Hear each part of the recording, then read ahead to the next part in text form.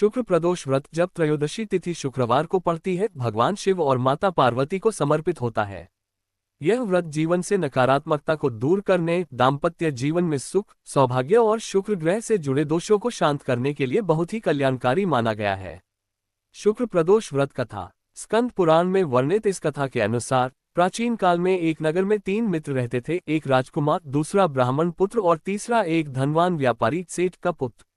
राजकुमार और ब्राह्मण पुत्र का विवाह हो चुका था, लेकिन सेठ पुत्र का भी विवाह हो गया था, परंतु अभी गौना विदाई नहीं हुआ था।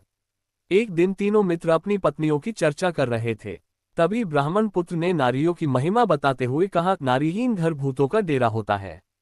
सेठ पुत्र ने यह बात सुनी तो वह तुरंत अपनी पत्नी को विदा कराकर लाने के लिए अपने घर गया। उसने अपने माता पिता को अपना निश्चय बताया।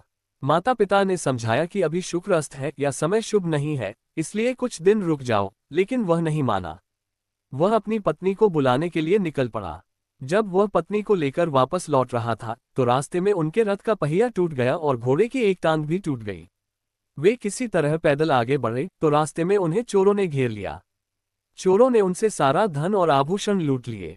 जैसे तैसे वे अपने घर पहुंचे तो घर पहुंचते ही सेठ के पुत्र को एक जहरीले सांप ने काट लिया। पुत्र की बिगड़ती हालत देखकर उसके पिता ने कई श्रेष्ठ वैद्यों को बुलाया, लेकिन सबने यही कहा कि आपका पुत्र अब केवल 3 दिन का मेहमान है। ये सुनकर उसके माता पिता और पत्नी अत्यंत दुखी हुए। जब एक ब्राह्मण बालक को इस घटना का पता चला तो उसने सेठ से कहा कि आप अपने पुत्र को वापस उसकी ससुराल भेज दें और शुक्र प्रदोष व्रत का संकल्प लें।